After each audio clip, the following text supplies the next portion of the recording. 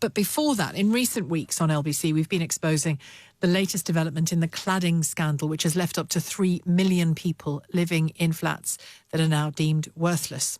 Thanks to combustible cladding, fire safety issues and the backlog in getting these problems tested and surveyed, people who own these flats find themselves in this dreadful situation. In one extreme example of the problem, however, we've learnt that some buildings are so unsafe they can't even get fire insurance. Rachael Venables, LBC's correspondent, has more. Rachael.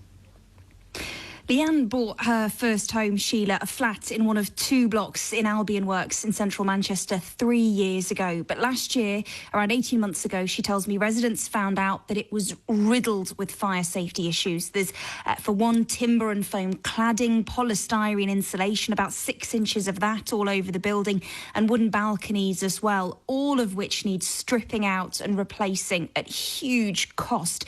But in the meantime, the risks of fire and fire spreading across this building, where it's thought around 100 people live, are so bad. They've just found out they cannot get it insured for a fire. Our building currently has a level of insurance, but it isn't covered for any fire damage at all.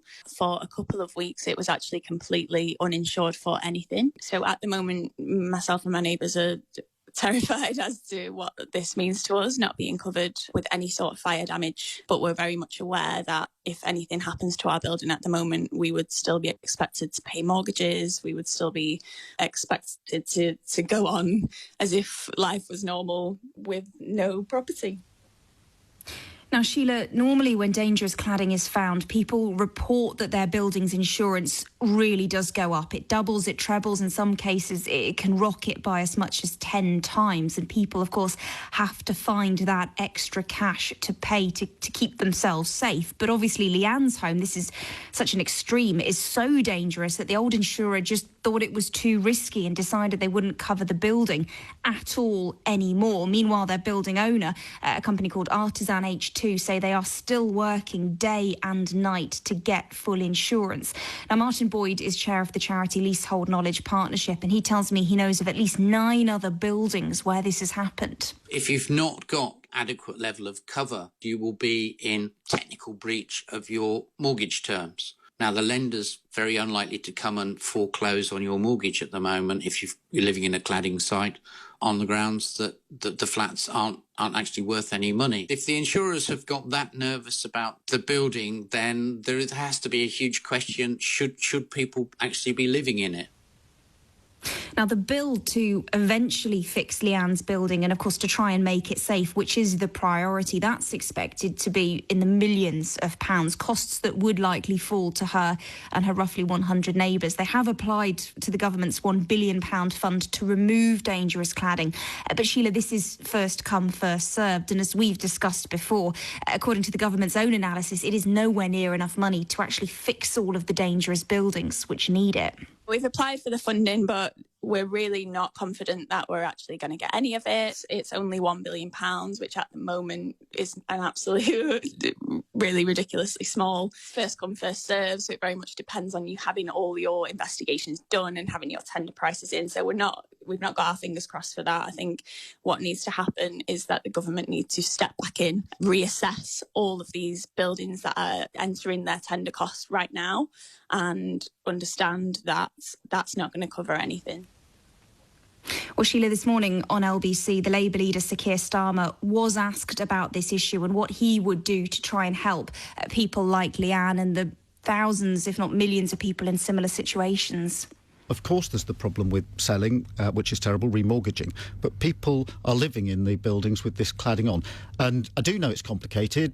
Some of this is public, some of it is private landlords, etc., etc. Yes. But 3 years on, a government with an 80-seat majority, do something about it. This cladding has got to come down. It's completely unacceptable it's up there. And the government needs to do something about it, and we'll hold them to account on that.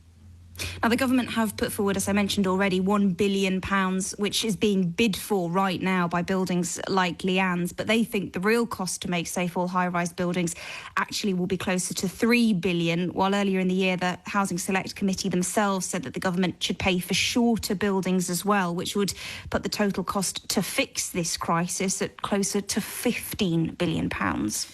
And as ever, Rachel, with stories like this, and you've unearthed layer after layer, really, of impact that this is having. There's a deep emotional and health impact when you're stuck in something like this, isn't there? Absolutely. It's so difficult. Leanne was telling me about how many of her neighbours have really struggled with mental health impacts from all of this, not just knowing that their building is potentially a fire trap, but then on top of that, this email which came in at the start of the month, at the start of September, which said they don't have fire insurance. And so the financial stress of that on top of everything else is devastating for such a huge, but until quite recently, silent, really, population of the country. Thanks very much, Rachael. Rachael Venables, LBC's correspondent. If you're affected by this, particularly that insurance element, do call, because I'm going to talk about it. I want to hear where you are. I want to hear the impact that it's having on you, because LBC, and in particular Rachael, are not going to drop this particular story, this particular ball. So do get your calls in and we'll talk about it after 0345 6060 973, the number to call. You can text 84850. You can tweet at LBC.